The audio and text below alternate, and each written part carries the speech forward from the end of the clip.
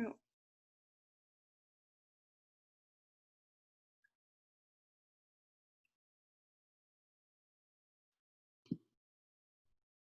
okay.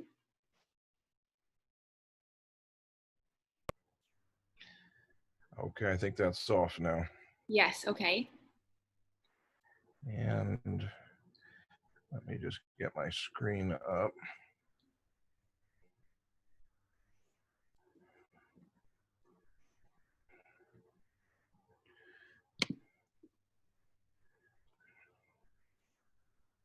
Okay. I think I need to share it before I put that up. I don't do this end very often. That's okay. So I'm going to make you the host right now. So then you just have to accept it. Do you see that? And then you'll be able to, on the bottom, share screen. Yeah, no, I had it, but when I put up the PowerPoint, I couldn't see the screen anymore. Oh, okay. Gotcha. I got to do that first. Yes. So I think I can share. And now, I think if I go to PowerPoint, can you guys see that? I can't see it. No. Okay. You know what? That thing that you, oh, it failed to start. It says, okay, we'll go back. Okay. When you made me the host, that thing just flashed up for a second. Am I the host, or because I didn't get a chance to actually do anything? Yeah, you should be. Let me just see again. Yes, you're the host. All right. Make this a bit smaller and go back. Oh, there are choices here. Let me see.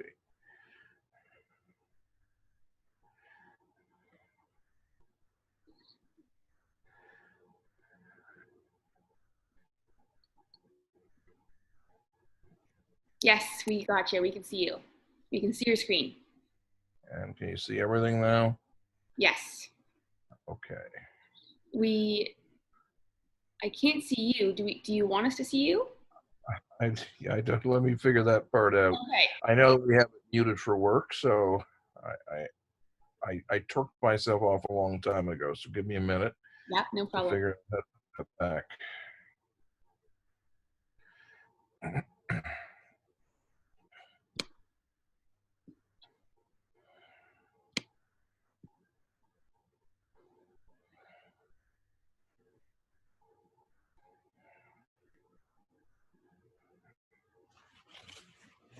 There you are. Okay. All right. Okay. I'll make that smaller again so that I can see my screen. Okay. Yes, wonderful. Okay, I'll do a quick introduction and then I'll pass it on over to you, okay? Oh, go ahead. So thank you very much for joining us tonight, everybody. We're here with Dr. Iwanochko. And Dr. Iwanochko, we're lucky to have him as part of our Fabry community. He works in Toronto, and I'm sure he may be a familiar face to many of you joining this evening. Dr. Iwanochko is also part of the CFDI. So if you have any questions about that at the end, we can certainly talk about that. We will save some time at the end of the presentation for questions. And for those of you who aren't familiar with Zoom, there's a chat button at the bottom. So feel free to chat throughout the presentation or at the very end, if you don't want to lose the question, you can chat and we can talk about it and discuss that at the very end. Also, for all the CFA members on this evening, as it is cardiac month, your name will be entered into a ballot to win one of 4 Fitbits or an Apple Watch. So we will be drawing that at the end of September.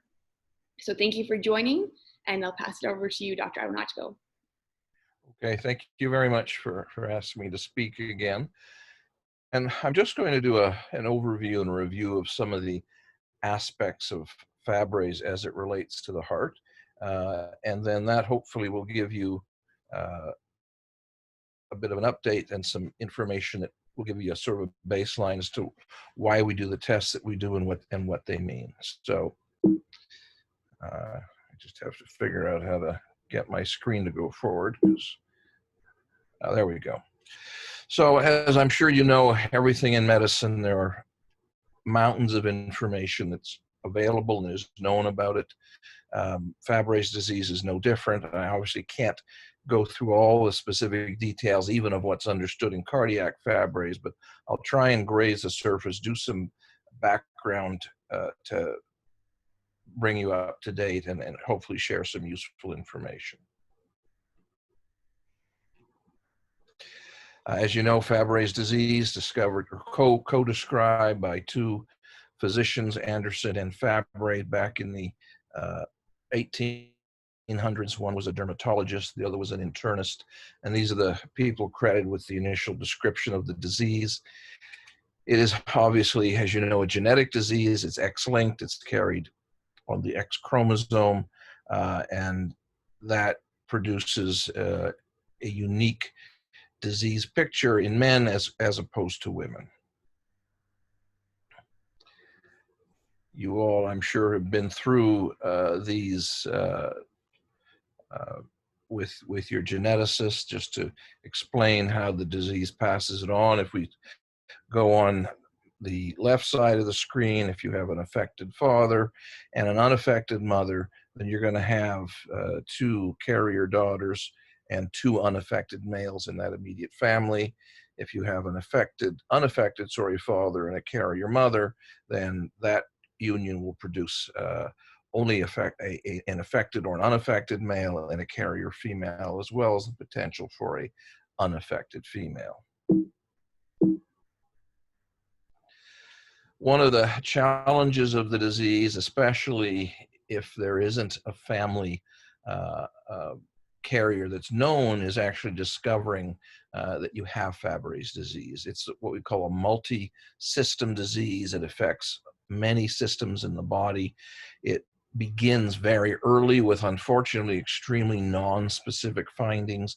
These are the fatigue, the issues with sweating, the skin rash, the GI symptoms, and there are countless other things that produce these symptoms at a young age that you'd have to be either very lucky or have a very good physician who can pick off at an early age that you have Fabry's disease just based on the presentation. As people get older, then they start to get the more serious presentations, and that's going to be the cardiac manifestations, the renal manifestations, the things that really get people looking hard at why somebody is becoming ill. And unfortunately, if you haven't been in a family with Fabry's disease, these may be diagnosed very late in life and at a point where there's not much that we can do about the disease process at that point. I'm not going to go into great detail on all the systems that are involved, but certainly, but I'll touch on sort of the major ones, and these are the serious symptoms. The brain is affected. It's affected both directly and indirectly. The direct involvements affect these small fibers in the brain and produces a lot of diffuse symptoms, often related to mood disorder and fatigue and depression, but also can affect the larger vessels in the brain and actually cause a stroke.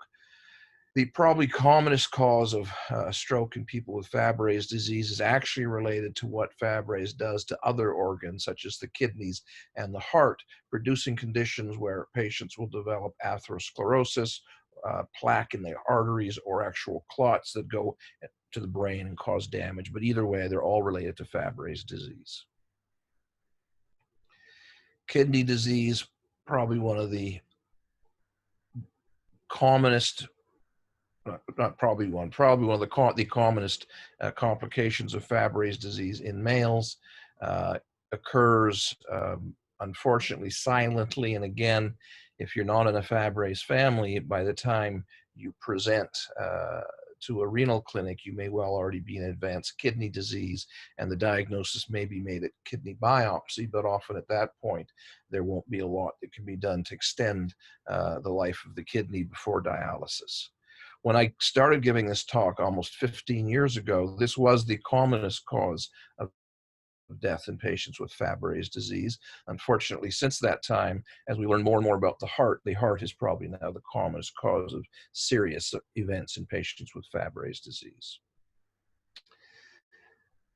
I'm going to spend most of my time talking about the heart because that's what I do. Cardiac manifestations in Fabry's disease are mostly, but not all, related to the effect that it has on the heart muscle. It causes the heart muscle to thicken, and that thickening affects its function, especially what we call its relaxation or diastolic function. This occurs very slowly over time, and the presentation for that is often non-specific, with getting short of breath easily, not having the endurance that you used to have. It can also affect the conducting system, and often that is because of the way it affects the heart muscle. But there are times when Fabry affects the conducting system early, even when there isn't a lot of heart muscle thickening. So we can't always depend on expecting to see changes in the heart muscle itself before there are changes in the heart's wiring or conducting system. So this is a reminder, probably more to me than anybody else, that the presentation of Fabry's disease in most people who come without a family history is in the 30s and 40s. Here, these are the white bars saying the point at which the diagnosis is made, but the disease in those people has been around often in the preteen period, where they can look back and recall those non-specific symptoms. And this next line here shows the symptoms for Fabry's disease. And again, as I said at the beginning, a lot of the non-specific symptoms are occurring. And sorry, this is the age along this side, and these are the symptoms. And you'll see that a large proportion of the serious but non-specific symptoms occur early. The pain attacks, the angiokeratoma, the issue with heat intolerance, fatigue, depression, all of these occur early on in the disease process. And the more specific symptoms don't occur until people are into their 30s and 40s, probably 40s and 50s for women. And often these presentations are the more serious, but the people who have the disease have had to live with it their entire lives, and often without a clear understanding of why they're having all of these symptoms. So how common is Fabry's disease in heart patient populations? And when I show this slide to heart specialists who aren't familiar with Fabry's disease, it always comes as a surprise to them just how frequent it is. And what this is showing is a number of studies, and there have probably been almost as many added to this as are existing in this table. I haven't added them because they all say the same thing. And what this is showing is all these studies here are patients who are being followed in a heart clinic for what's called hypertrophic cardiomyopathy, or thick heart muscle. And there are many causes for this, many of which we don't really know why, but the treatment and management is similar. And looking in this patient population and testing for Fabry's disease, you find an average of about 0.5 to 1% of all these people have Fabry's disease. The average, I believe, was about 0.5% for this large group of patients. The number of patients that we see at UHN, the University Health Network, with a thick heart muscle is in the thousands. And when they did this analysis at UHN, it also came out to 0.5%. It doesn't sound like a lot, but given the number of patients with this diagnosis, it's a lot of people, and shows us that even at this point, the degree to which we probably are missing a lot of patients with Fabry's disease who have it, but they haven't been diagnosed, and they're often picked up in screening in hypertrophic cardiomyopathy clinics. This study here was done in the US, and this shows the benefit that these kind of screening programs can have, because in this study, they screened a subspecialty clinic. So this just wasn't cardiology. This was neurology, cardiology, nephrology, ophthalmology, pediatrics, dermatology, medicine, a whole bunch of different clinics. And they looked at screening everybody who came into all of these clinics, and looked at the number of patients who were discovered to have Fabry's disease. And it varies anywhere from 1.2% in the neurology clinic up to 3% in the nephrology clinic, unusually high in the internal medicine clinic, but that's what happens when you do studies in small centers.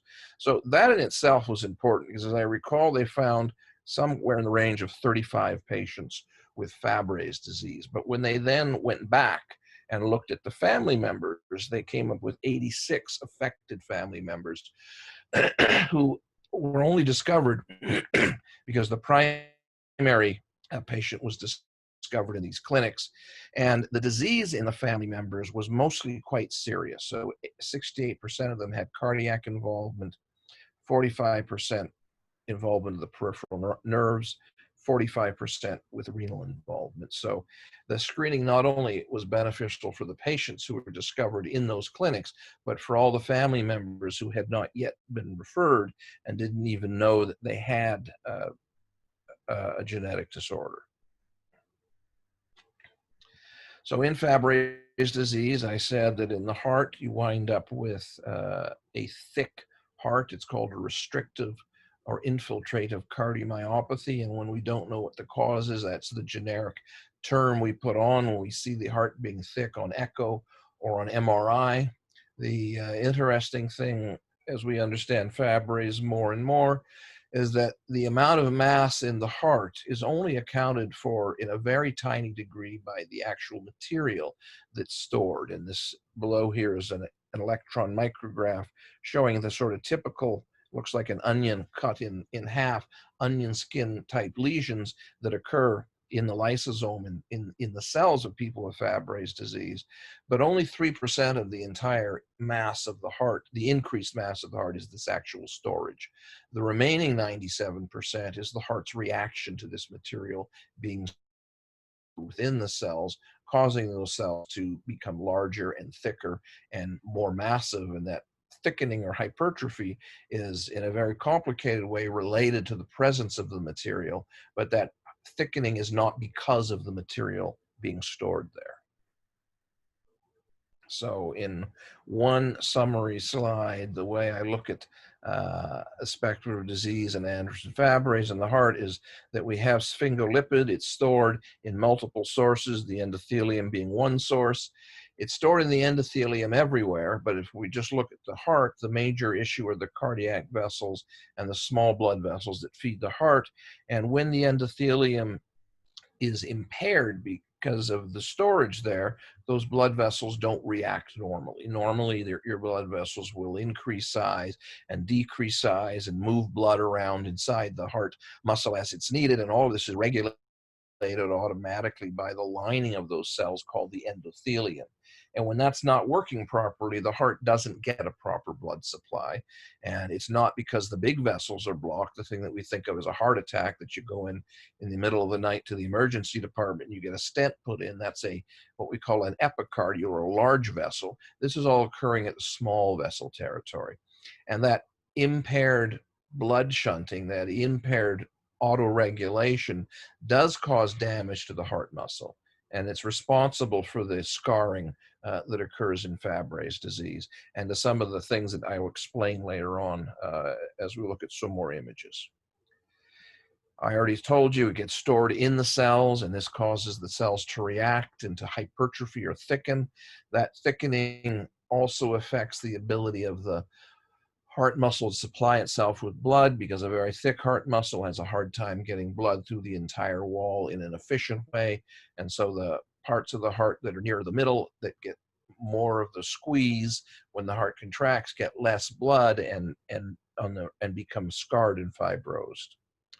The valve, at this point, everybody's pretty sure that there are some effects in patients who go to valve surgery for whatever reason. If they have Fabry's disease, when the valve is looked at, because everything gets taken out at surgery, gets analyzed by the pathologist, and when the valve is looked at, there's little question that there is deposits in there. It's just not clear to what degree Fabry's causes valves to fail.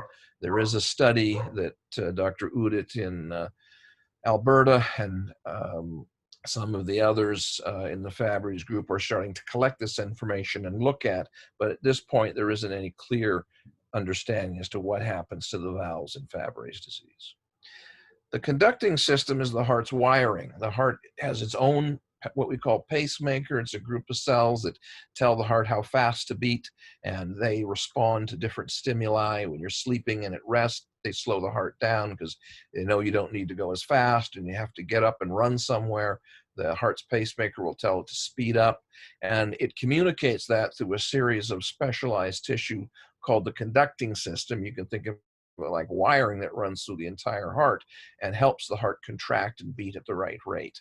And this wiring system is both directly and indirectly affected by Fabry's disease. The direct involvement is there actually can be material stored in the heart's wiring and cause heart conduction failure, and that sometimes results in needing a pacemaker early in life. In some people, it can affect the heart's pacemaker and make it less likely to speed you up when you need to. And so when you need to get your heart rate going fast, it just doesn't keep up with you and you're tired all the time and get dizzy and lightheaded. And sometimes the second part is that because the heart muscle gets thick, that puts a strain on the chambers that house the conducting system and cause it to become stretched and distorted and to fail.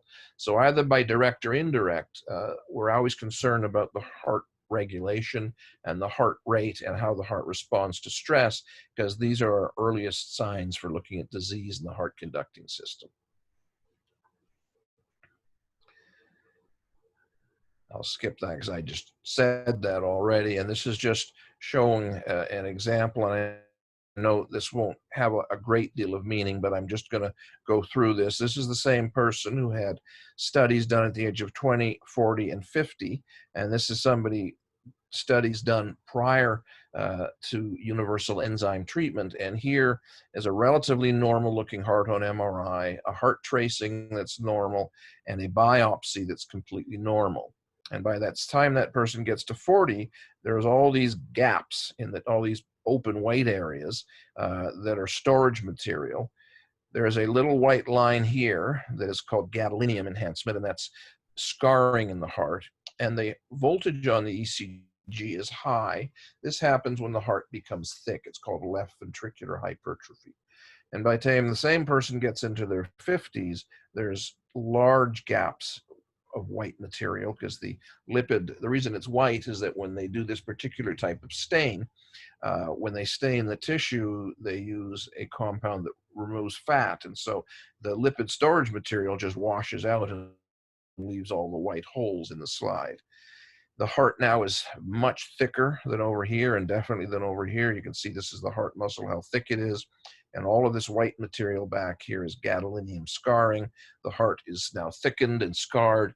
And aside from the heart being thickened, the rhythm is now atrial fibrillation. That's an irregular heartbeat that we scan for routinely in Fabry's patients because it's a sign of heart muscle damage and it's a risk for stroke. So it's something we're always checking to see that's not happening. I'm going to skip this one because I already talked to you about this. So when we're screening people and you're coming into the clinic, we do several measurements of heart muscle thickness. And this is why this is showing the natural history in Fabry's disease.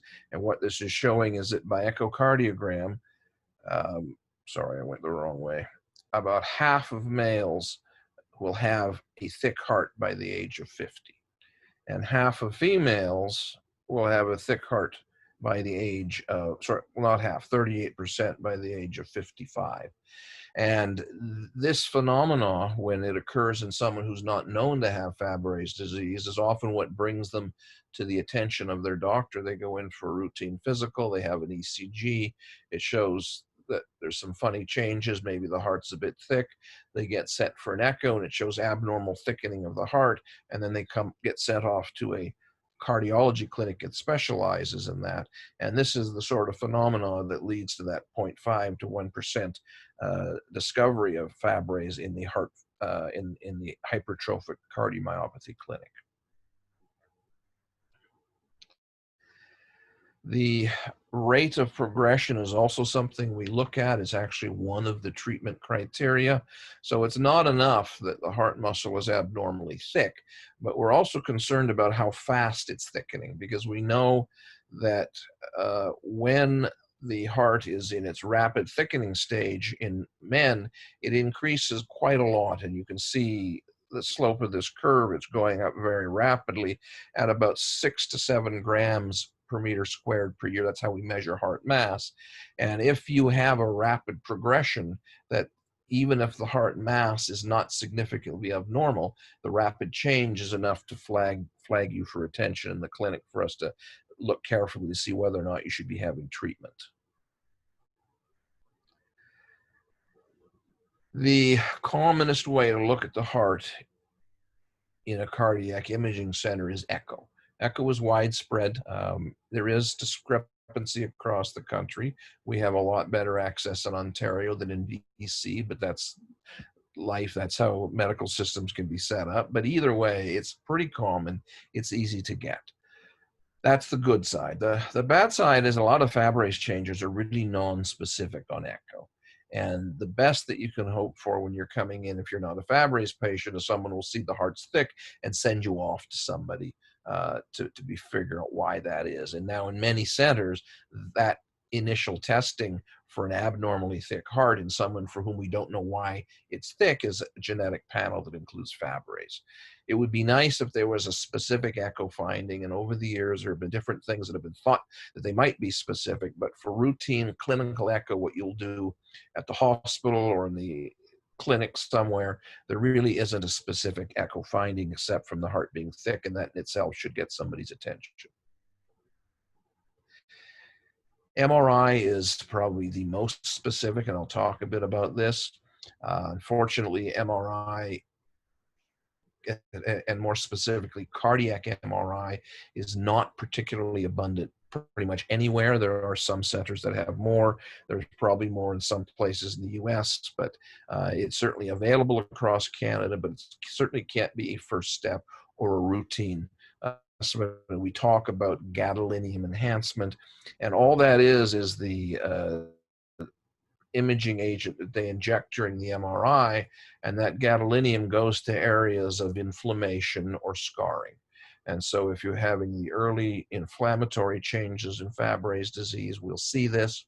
Or if there's some scar already laid down, we will see this. And it's a very specific finding in patients with Fabry's. And we get lots of referrals to the clinic of people who come in and have their MRI for another reason, and they're found to have funny looking scarring, and they get sent to us to sort out if that's Fabry's or not. And that's good, because that often will help people get found earlier on in their disease process.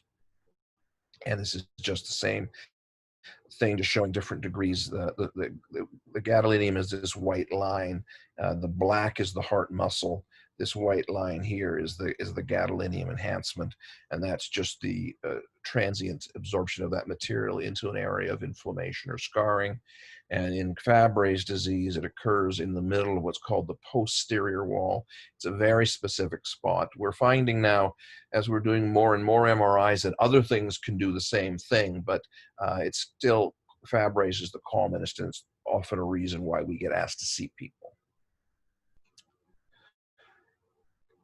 In the past, when we first started appreciating this, what we noticed was that you almost never got this gadolinium enhancement unless the heart was thick. And so initially, many years ago, we wouldn't use the precious MRI if the echo was normal. But what we found later is that in men, for the most part, that's probably true. And this line here is the cutoff for increased heart thickness on echo. And the green bars are people who have gadolinium enhancement. And pretty much any male whose echo is borderline or normal doesn't have any gadolinium. But what we didn't appreciate is that there's lots of women who have there are lots of women who already have gadolinium enhancement when the heart muscle thickness is normal. And the result of that is that we now do MRIs on women more frequently and earlier than we had in the past, because although the echo is useful, if it's normal, it's not a guarantee that the changes aren't occurring. The other aspect of that is that the presence of gadolinium in the heart is one of the unarguable criteria to get treatment. The reason that we do all this surveillance is because we know that there will come a point that if you wind up with significant fibrosis, there's a chance that the heart is not going to get better after treatment. And we don't have a good idea of what significant is, which is why we're very careful about screening and getting people onto treatment early. And I think the definition of significant will vary by person, so we don't really have a good feel for that. But we really want to get this early, preferably before there's any significant gadolinium enhancement, so that we can stop the process. I get asked all the time by patients when we're doing, I'm just going to skip those two while I talk, what we're doing them if the gadolinium is getting any better, if it's changing. And one of the downsides to the gadolinium enhancement is that when you have scarring, the gadolinium when you have inflammation, the gadolinium will appear. And then once all that settled down, because the treatment should be stopping the process and stopping the inflammation, the scarring remains fixed and often doesn't go away. So with a lot of the treatment endpoints in the heart and Fabry's, it's not as important that things get better. It's more important that they get worse, because the best we can hope for with the gadolinium is that we stop the progression. We can't undo the scarring, but we can stop the progression or significantly slow it. Now, this brings me to the second thing, which you may hear about, called T1 mapping. And this is among one of the more interesting and useful things that we're learning from MRI in Fabry's disease. T1 mapping is just a way of the MRI to look at the character of the muscle in the heart. And because of the amount of fatty material that's associated with Fabry's deposits, the T1 mapping is uniquely unusual in Fabry's patients. And this is one of the few tests that can essentially easily separate patients who have Fabry's disease from patients who don't have Fabry's disease, or from patients who have another reason to have a thick heart muscle. And in fact, it's one of the only things that can split these three populations. So we do it routinely. It's very useful if we have a thick heart to help make the diagnosis. Is that heart thick because of Fabry's disease? And is the thickening occurring because of Fabry's disease? And it also can be useful for the radiologist when the patient's coming in with just a thick heart and they don't know what the reason is to do this testing. The other real benefit to this, is that it becomes abnormal early. And it becomes abnormal well before the scarring occurs, the gadolinium enhancement. So again, because this is an early marker and it's very Fabry specific, and it, as far as we know, tells us that deposition is occurring, it's also a criteria to get treatment. Many of you will have been or have been in the emergency department with chest pain and with Fabry's disease. Because of the small changes in the small blood vessels, chest pain is very common. And if you have chest pain, you should definitely go and get assessed, because there's no way just by talking to you on the phone to know what the problem is. And if you go to the emergency, the ECG may be abnormal and they'll check for something called troponin. And in a large number of Fabry's patients, the troponin levels are elevated. And in a person who doesn't have Fabry's disease, troponin is a very sensitive marker for a heart attack. And unfortunately, in Fabry's disease, many patients, because of the inflammation in the heart, this marker is elevated all the time. We know that it's a marker of inflammation. It's a marker of ongoing change from Fabry's, but it's not a marker of a heart attack under these circumstances. The reason you have to go to the emergency is because if you are having a heart attack, this will be elevated to a different degree, and there'll be other things a doctor needs to look at. So unfortunately, if you're having severe chest pain, you need to go, and they need to do this, and they may actually need to keep you and observe you, because the usual things we use to rule in or rule out a heart attack are not going to be as helpful in somebody with Fabry's disease. Cardiac biopsy we don't really do, but you may have heard the term, and we sometimes get patients who have been referred to a clinic with a thick heart and some other confusing clinical scenario, and they'll get an angiogram, and when they're doing it, they'll do the biopsy, which is routine for patients who've had a heart transplant. They get dozens of biopsies, and the biopsy can definitely show the presence of the deposition in the Fabry's disease, but it's not a technique that we use, and we don't routinely do this. I have only done, I think, 3 in some 20 years here in Toronto. This is just showing a bit of a zoomed in version of what the electron micrograph shows in Fabry's disease. You've got these lesions that look like an onion cut in cross section, and these are the storage material in the lysosome. It's pretty specific for Fabry's disease. There are a couple of other things that can mimic this, and again, sometimes we'll get patients who got these biopsies, and then when we do the testing, we find it's not Fabry's, and we find it's one of those other rare reasons to have this pathology. So a little bit more about the heart's wiring and its conducting system. As I said, there are sort of 2 major types of problems you get with Fabry's disease. You can get slowing of the heart or failure of the heart conducting system, and that causes the heart to beat slowly. It may pause for prolonged periods of time, make you feel lightheaded and dizzy, or it may just not keep up with activity, and that's why you get a Holter done yearly, and why we, for those who can exercise, we do an exercise test, because that tells us the whole ability of your body to function, the whole physiology of your heart, your lungs, everything working together. But it also tells us if your heart can speed up normally while you're exercising, and that tells us about the heart's pacemaker. Although uncommon, you can get arrhythmias, and this is showing children where you can wind up with atrial fibrillation and abnormal arrhythmias in a small percentage of patients under the age of 18.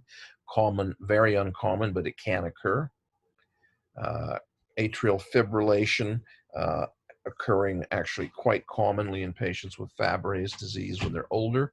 And in those patients with Fabry's disease, the atrial fibrillation, about 13% of those people will have had a TIA or a stroke. And that's always often related to the atrial fibrillation. I'm gonna, for the sake of time, skip over this one and come to the last one. And so aside from the slow heart rate, the other major concern is the fast heart rate. And this is the other reason that we do the Holter and the exercise test. If you have a thick heart, and if you have scarring and fibrosis, and now we also know if your troponin levels are high, then if you have extra fast heartbeats, which we can only tell by looking at the Holter, because there are lots of reasons for extra heartbeats, and there's lots of reasons for fast heartbeats, and just what you feel is not going to be helpful. We have to actually see the morphology. But if you have these fast heartbeats, and the chance of having a fast heartbeat associated with passing out is very, very high. And it's up to almost 30%. And this is why we do this screening and do the MRI so that we can pick these up. We don't have loop recorders in Ontario, and I don't think we have them in Canada.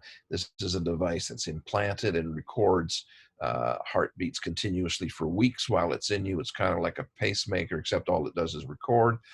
The best we can get are 2-week Holters, and many of you will have had these. And the reason we do these is that we know that if you record in a lot of patients with arrhythmias, you will see a significant number of events. And these are just showing all the abnormalities. These are pauses. This is slow heartbeat. This is the atrial fibrillation. And these are the very fast and dangerous heartbeats. And these are the numbers detected. Almost 50% of the population, they detected something by putting in a loop. So we can't do that, but we will do a 2-week Holter if your 2-day Holter is abnormal, or if you have suspicious symptoms like fainting or something like that. Then we'll do a 2-week Holter in order to make sure we're not missing the beginning of a rhythm disturbance. I talked to you about valves earlier, uncommon, probably some effect on the valves, but thankfully at this point, we're not sure that there's much effect on heart valves. I always get asked about coronary disease, heart blood vessel disease, and certainly the lipid accumulates in the walls of blood vessels, but at this point, there isn't any evidence that people with Fabry's disease have heart attacks at any different frequency than the general population. Having said that, the general population in Canada has a much higher rate than they should, so you have to keep in mind the population you're living in, you still have to take care of yourself. So management, when I started, which is more than 20 years ago now, this was pretty much the management. We had a diagnosis of something we couldn't do much about. We would do our best to make people comfortable and treat the symptoms, but there's nothing we could really do about the problem. And so it wasn't too different than just putting them on a raft and sending them out and hoping we could guide the raft a little bit, because there was not much we could do. You all know this has changed. There are now three major, well, four actually, but three, for practical purposes, three practical treatments. Certainly gene replacement, there have been a few done. It's at the early stage, but obviously this is not something that's widespread. Two enzyme replacement treatments, the commonest, and you all know about this. And then finally substrate, a pharmacologic chaperone therapy, which is also available in Ontario, available to about 30% or so the last time I checked of the population who have the correct mutation. Okay, talked about these. So what happens to the heart when you get this? I always get asked this by the patient. So there are really a lot of factors that determine what happens. And the first factor is how abnormal was the heart before it started. So in this population who have no thickening of the heart muscle, then over time, there's no improvement. That should make sense. If the heart muscle is not abnormal, it can't get better. So the treatment is not going to cause any reversal of something that's not there. This group up here who have a thick heart muscle at baseline, they have a reduction. The mass goes down over time, different in males and females, but there's a reduction. So if you have some thickening when we start, there's a very good chance that it's going to go down. The most critical thing is that when you're treated with a proper agent, the heart muscle does not thicken further after that point. So you have a decreased thickening over time. You may get regression if there's already some thickness, but the most important thing is to decrease the rate of change.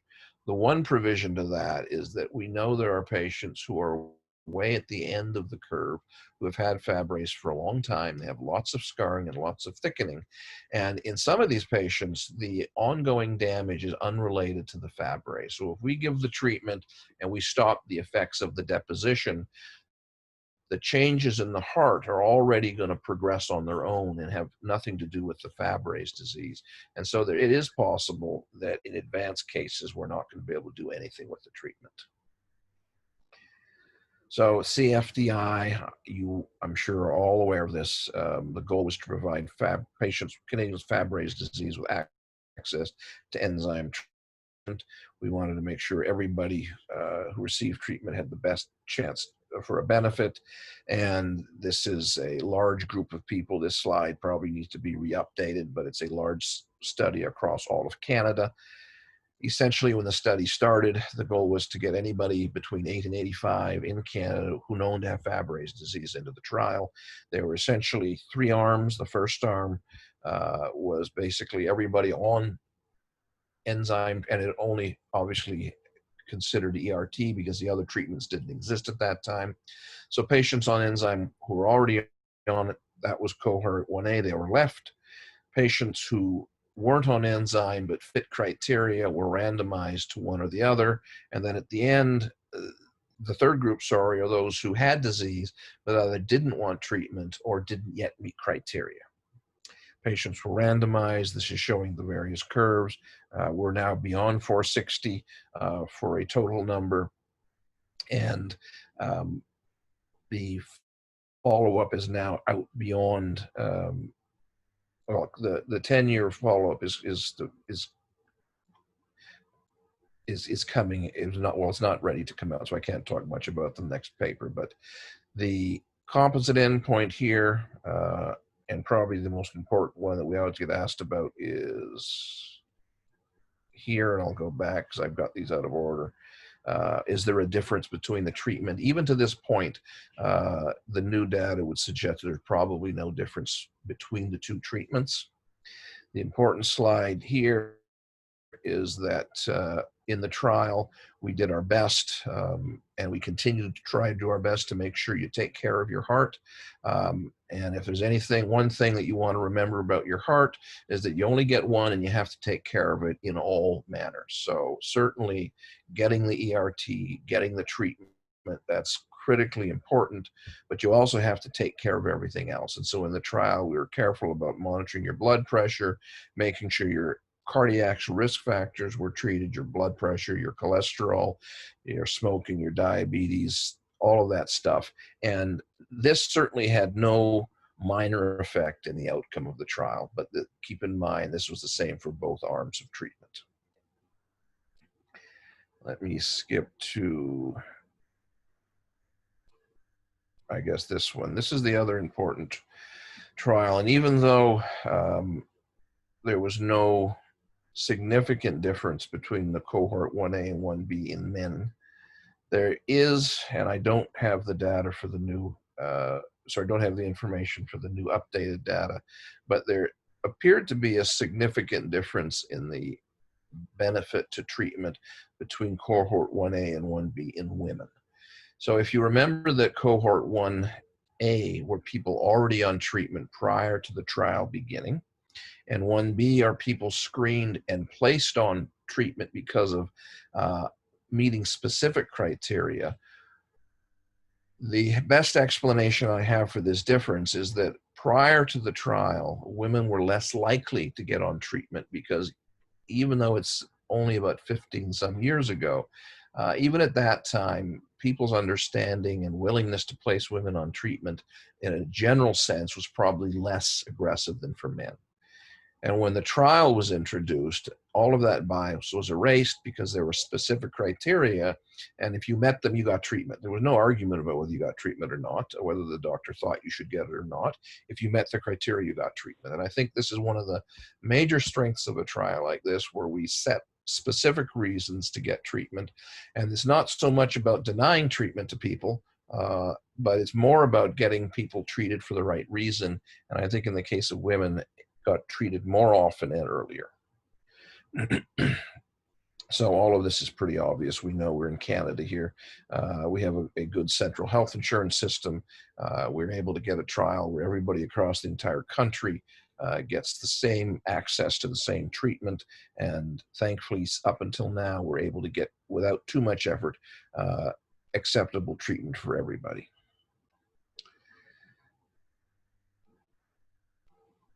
So baseline summary here, we have to this point as high as 95% of the people that we know with Fabry is enrolled in the trial in one way or the other. We still don't have any evidence of superiority between them, but there is a significant reduction in patients treated compared to historical controls, reduction in both cardiac and renal events. Okay, I can open this for questions.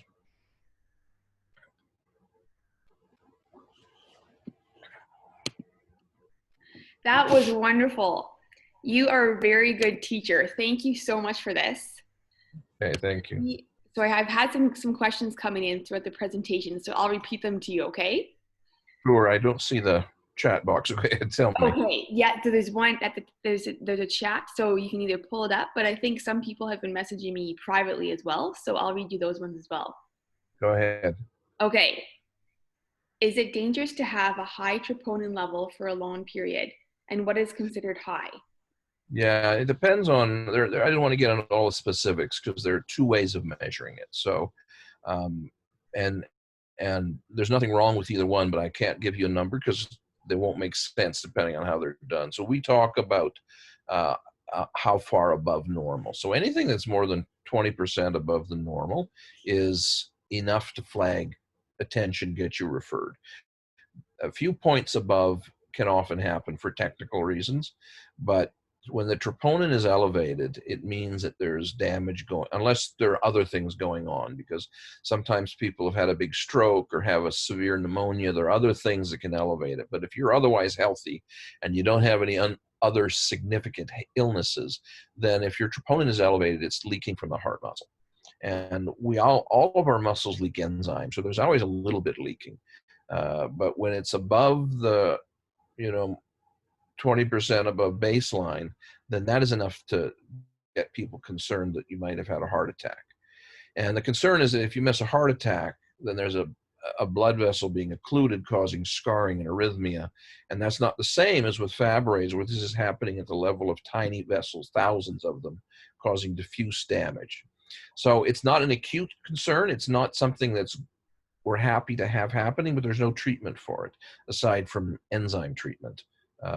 It happens because the heart muscle's inflamed.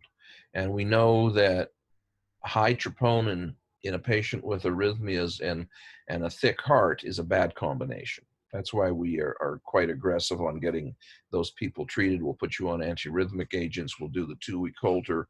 We'll strongly consider a defibrillator if all the markers line up. So its presence isn't a major concern. It's what it means is happening that's the concern. Okay, thank you. Someone's asking, do you recommend an aspirin for your Fabry patients? Yeah, we used to, and the evidence for that in Fabry's patients who are otherwise well, so I guess another way of saying it, routine, no. There have to be other issues. Certainly, if you have got other risk factors, hypertension, diabetes, then you're getting into the reason why we would give aspirin to anybody. But it used to be thought because of the endothelial inflammation that it would help, but there's no evidence for that. And although the risks are small, people do get ulcers, they do get bleeds, there are side effects from aspirin. Okay. What is considered a slow heart rate? Yeah, so normal by definition is anything between 60 and 100 is normal. So once you're under 60, then it starts getting into judgment. Younger people often sit in the 50s. Fit athletes, people who run, are often slower. So it depends on who that person is. If we're questioning whether the heart rate is slow or not, then we will certainly try to do a treadmill, because everybody has to increase by a certain percentage in each stage. And if you're hitting stage 3 and your heart rate's only gone up 10%, that's a problem. And for people who can't exercise because they've got hip issues or back issues, then we will look at the heart rate variability on the Holter and look at just your day-to-day activities and see how it goes up and down. And if you fail to increase with normal reasons for it to increase, then that tells us that the conducting system is having a problem. Okay, thank you. Occasionally, when it's really complicated, the rhythm doctor will actually take you into the lab, put electrodes, and measure the conduction directly if they're still questioning whether or not you need a pacemaker. But often, failure to augment on exercise means a pacemaker. Okay. Someone's asking if you can just talk a little bit about the cardiac variant. Yeah, so this is sort of an area that I'm still not entirely convinced is absolutely real, but certainly there are certain mutations that have more cardiac involvement, and it's not clear to me, at least, if it's that specific mutation or other things associated with it. In men, for sure, because males, you would think if they have Fabry's disease and they're missing the X, then they should all have the same thing. And we see that some have very little and some have lots and some have it early. And there are certain genes that are certainly associated with more rapid progression. I don't think it changes what we do, because a lot of patients without a cardiac variant still have disease. And so it's not helpful to me from my point of view, because I have to look at everybody the same. And from the geneticist point of view and from treatment, that may be helpful. But from the diagnostician who's got to follow you, it honestly doesn't mean a lot, because I'm going to look just as hard at everybody. Okay, thank you. What about low blood pressure, for example, 80/50? Yeah, so 80 is pretty low. But again, it depends who it's in, and we should look at your blood pressure profiles, because women have lower blood pressures, younger women. 80 is not common, but there are a fair number who walk around at 80 and they're fine. So the number itself doesn't bother me. It's how you're feeling, because if you're pressure is 80/50 and you're a regular runner and you're fit and you're not dizzy or lightheaded, then that's probably your normal blood pressure. What we'll do if we're concerned is we'll get you to buy your own monitor and come back with a month's worth of measurements, and we'll look at how it varies, and we'll check your monitor against ours and see what it really is. If that's your natural occurring blood pressure and you have no symptoms, then that's what nature set for you, and we're not going to mess with it.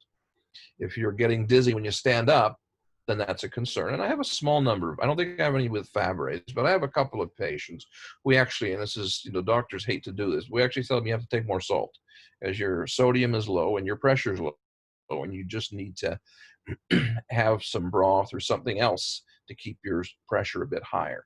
But those are people who are actually symptomatic. They're getting dizzy and lightheaded with that pressure. Okay, that's great. That person says thank you. Is there a relationship between the heart and breathing pattern disorders? I'm not sure what they mean by breathing pattern disorders, but if they're talking about sleep apnea, 100%. Sleep apnea is strongly associated with developing high blood pressure and a thickened heart. It's also associated with conduction abnormalities, atrial fibrillation, and even heart block. So if that's what they're talking about, yes, absolutely. Not specifically Fabry's, but anything that affects the heart when you have Fabry's becomes a bigger problem than in someone else. This is a bit of a tricky question. Has one treatment over any other showed better results for the heart? No, I mean, there's no direct comparison of megalostat in large, because it hasn't been around that long, right? I mean, it works. I don't think I'm sure I know of no trial showing it's better. And it would be complicated because you can only look at 30% of the people, because you can only look at ones who could have it. The other two, there are some European trials that are much smaller that have suggested this, but the CFDI is a rigorous random trial, which means that it's a large number, and all the patients within the ability of the trial were randomized to their treatment, and there really is no systematic difference yet. Okay, thank you.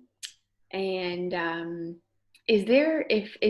what age do you think is most beneficial to start treatment to slow down the progression? Yeah, so this is always the $1 million question, right? Right. It's actually not that hard to answer, because all of there's obviously not a lot of evidence on megalostat yet, but the enzyme treatments all have potential long-term complications. They also have the potential of not working as well the longer you take them. So you always have to keep that in mind, is how long is this going to work as well as it did the first year I started it? And if we start in somebody who has no evidence of end organ damage, we may be treating somebody for 5 or 10 years before anything would have happened. We also have the potential, more in women obviously than in men, of treating somebody who may have never had a complication in their life. And so that's why, not just for monetary reasons, but for practical medical reasons, why we have criteria to be sure that something's happening before we start treating people. So there isn't a magic age. It depends. I have a couple of older gentlemen that we struggle on putting on treatment because they're already 60 and they have nothing. Don't know why, but they have no significant side effects. So if we had started them on treatment when they were 10, if it was available, this guy would have been treated for 60 years for nothing. Now, I'm sure with the development of better probes and better analysis, we'll probably be able to pick out genetically who's actually going to have a problem and be able to treat them much more specifically. And this kind of part of medical science is expanding rapidly. So I always hesitate to put time on it, but I'm guessing less than 10 years we'll be able to, and not just for Fabry's. We face the same problem in cholesterol and blood pressure. We give the same drug to everybody. We know it doesn't work as well in everybody, but we don't know what else to do. And we will certainly have specifics before long, so we know which people are going to get the most benefit, and maybe which Fabry's patient doesn't actually need anything. Right. I have my own question. There's been, it's trendy to have Fitbits and Apple Watches and these kinds of wearables, Yes. right? So we're actually, for our cardiac campaign, we're actually giving out as prizes to encourage people to be heart healthy. Yeah. On the new Apple Watch, there's the EKG tracker. Are you Yeah. familiar with this? And what are I your have, thoughts on I've this? seen wearable ECGs. I haven't seen this one. The ones that I've seen are actually very good. A couple of my patients send me strips. One of them was sick and he got diagnosed that way. So there is actually for me no concern, because if it's wrong, as long as it doesn't make you freak out and you let somebody look at it, that's probably a good thing. Because we can look at it and determine, no, that's just artifact, that's static, that's background. The ones I've seen are pretty good, and they're wearable, and they make a good recording, and it can be very helpful. And you remember the point I made about the implantable devices. We can't do that here. But if you have something you can wear every day, that's almost as good. Great. Yeah, And we that's can look at the exciting. results and decide if we're worried or not. Right, right. Okay, and one final question for you. If you were to give, I know I messaged you this in our email, but if you were to give Yeah. patients one thing, one piece of advice that they could do, whether it's just keeping up with their labs or whatever you think comes to mind, what is one thing that you want us to take away from this So webinar? I sort of alluded to, I think the one piece of advice, there's not, this is one of those cheats that are many things, but it's that you have to take care of everything related to your heart, not just the Fabry specifics. That's critical, that you do your testing, that you get your enzyme treatment or whatever treatment you're on. But if you have Fabry's disease, your response to hypertension is much worse than somebody who doesn't. If you have Fabry's disease, your response to other things that affect the heart are worse than for others, like alcohol in excess, things that are damaging the heart, bad blood sugar control if you're a diabetic. Every one of these is amplified. So as I said, you've only got one heart. You need to look at all the things. Don't just think, I'm going to take my enzyme and I'm going to keep up. You are, it's more important for you. I mean, it's important for everybody. It's more important for you to have a good blood pressure and a good blood sugar and a good cholesterol than and not to smoke, and to have all of those things taken care of, than it is for other people. Awesome. Great advice. That's one thing, but there's many parts to it. Right. No, that's perfect. That's great. Well, it looks like thank you for answering all of our questions, and thank you for your time tonight. You did such a great job. Some of the people on tonight have been are just writing thank you. So Okay. we really appreciate your time, and you do a wonderful job at presenting. So thank you so much. Thank you. You're welcome. Nice to see you, and thank you everybody for joining. We will have a few more webinars, so make sure of this month. So make sure you check in with our Facebook page, our Instagram, and our website. Have a good night, everybody. Okay. Good night. Good night.